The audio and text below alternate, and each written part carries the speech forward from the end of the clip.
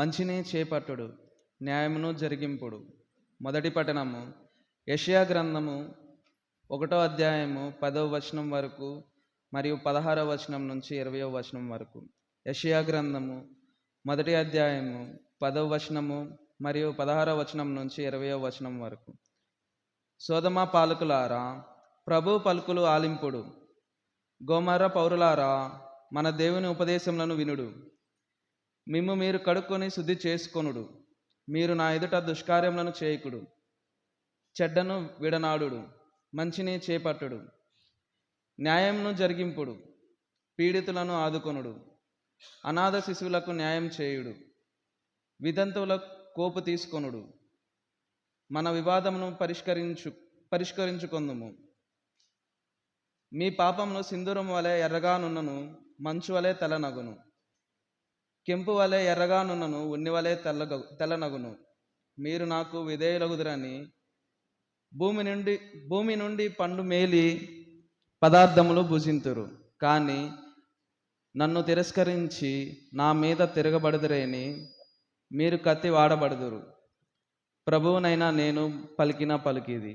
ఇది ప్రభు వాక్కు. సర్వేశ్వరునికి వందనములు. ప్రభువు మీతో ఉండునుగాక, మీ ఆత్మతోనూ ఉందురుగాక. పునీత మత్తయి రాసిన సువార్తలోని భాగము. ప్రభువా, మీకు మహిమ కలుగునుగాక. పునీత మత్తయి రాసిన సువార్త 23వ అధ్యాయము మొదటి 12 వచనములు.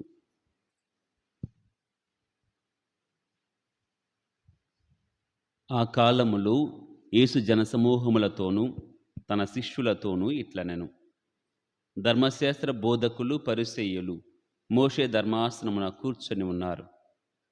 కాబట్టి వారి క్రియలను గాక వారి ఉపదేశమును అనుసరించి పాటింపుడు.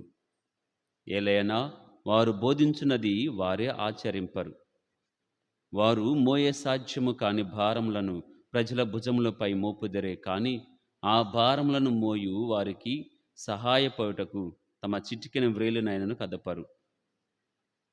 తమ పనులెల్లా ప్రజలు చూచుటకై చేయుదురు. ధర్మసూత్రములను వారు మైదాల్పులుగా ధరింతురు. అంగి అంచులు పొడవు చేసుకొందురు. విందుల యందు అగ్రస్థానములను, ప్రార్థనా మందిరముల యందు ప్రధానాసనములను కాంక్షింతురు. అంగడి వీధులలో వందనములను అందుకొనుటకు, బోధకుడా అని పిలిపించుకొనుటకు వారు తహతహలాడుదురు. మీరు బోధకులు అని పిలిపించుకొనవలదు. ఏలైనా మీకు బోధకుడు ఒక్కడే. మీరందరూ సోదరులు. ఈ లోకమున మీరు ఎవ్వరిని గాని తండ్రి అని సంబోధింపవలదు. మీ తండ్రి ఒక్కడే, ఆయన పరలోకమందున్నాడు. మీరు గురువులు అని పిలిపించుకునవలదు. ఏలైనా క్రీస్తు ఒక్కడే మీ గురువు. మీ అందరిలో గొప్పవాడు మీకు సేవకుడై ఉండవలెను. తనను తాను హెచ్చించుకునేవాడు తగ్గింపబడును, తనను తాను తగ్గించుకునేవాడు హెచ్చింపబడును. ఇది క్రీస్తు సువిశేషము. క్రీస్తువా, మీకు స్తుతి కలుగునుగాక.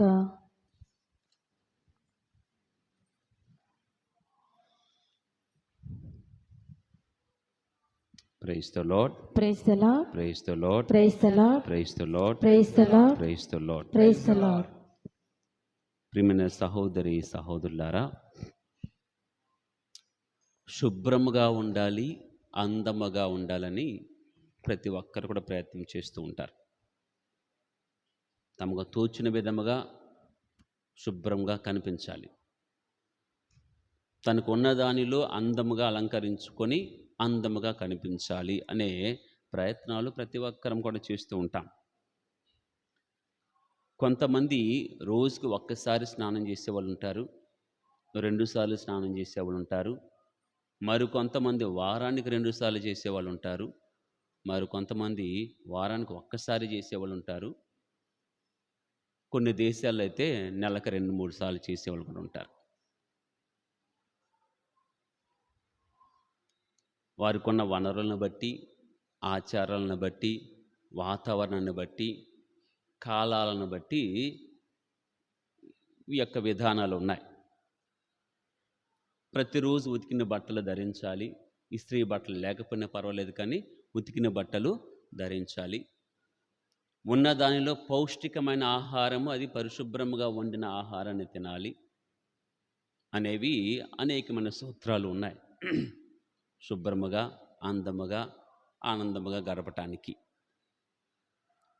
నిజమే ప్రియమైన సహోదరి సహోదరులారా, శరీరానికి మలినం అంటుకుంటే స్నానం చేస్తాం.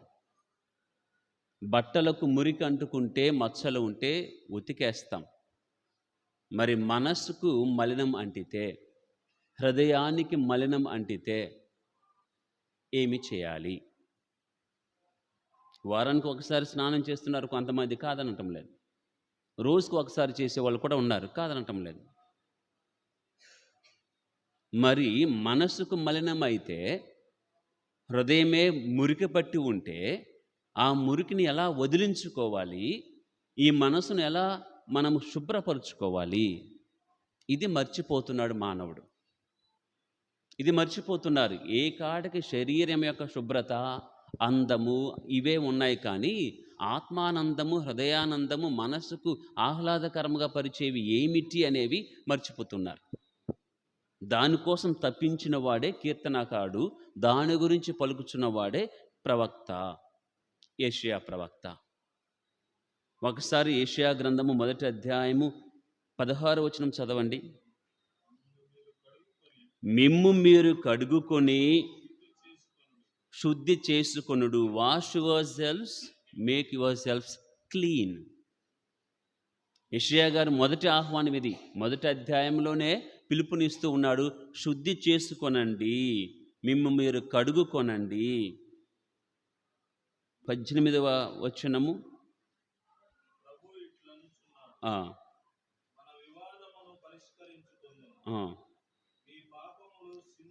మీ పాపములు సింధూరముల వలె ఎర్రగా ఉన్నను, మంచు వలె తెల్లనగును,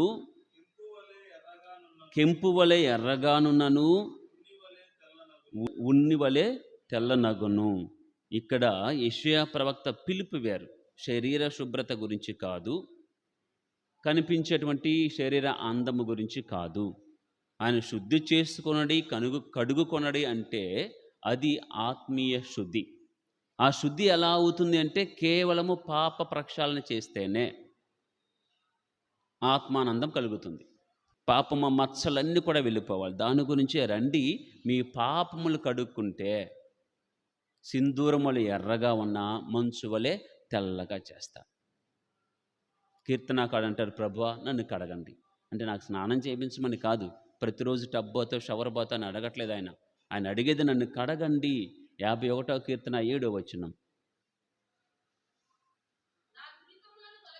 నా దురితములను తొలగింపుము, నేను శుద్ధుడు నగుదును, నన్ను కడుగుము, నేను మంచు కంటే తెల్లగా అగుదును. 2వ వచనము, నా దోషముల నుండి నన్ను కడిగివేయము, నా తప్పిదముల నుండి నన్ను శుద్ధిని చేయము. ప్రియమైన సహోదరి సహోదరులరా, తపస్సు కాలములో పిలుపు ఇస్తూ ఉన్నది వాక్యము, ఆత్మీయ శుద్ధి కోసమే పోరాడండి. ఒక కీర్తనాకారుడు వలె ఎలా తప్పించిపోతూ ఉన్నాడు, ప్రభువా నన్ను శుద్ధి చేయండి, నా పాపల నుండి నన్ను శుద్ధి చేయండి, కడగండి, అప్పుడు నేను మంచు వలె తెల్లగా ఉంటాను అని కీర్తనాకారుడు ఏ విధంగా అయితే ప్రభుని అడుగుచున్నారో, ఈ తపస్సు కాలంలో ప్రతి విశ్వాసి ప్రభుని అడగాలి, ప్రభువా నన్ను శుద్ధి చేయండి. ఆ శుద్ధి చేసే ప్రక్రియే పాప ఒప్పుకోలు, పాప సంకీర్తన.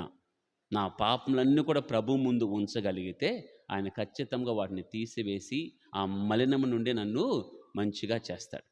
అది మన విశ్వాసం. కాబట్టి ప్రియమైన సహోదరి సహోదరులరా, మనకు తగిన సమయంలో ఈ 40 దినాలలో మనం దర్శించే పుణ్యక్షేత్రాలలో కానివ్వండి, ఎక్కడన్నా వీలు దొరికిన ప్రతిసారి కూడా పాప సంకీర్తన చేసి శుద్ధులవుటకు ప్రయత్నం చేద్దాం. దేవుడు మన పాపలన్నింటిని కూడా మన్నించును గాక.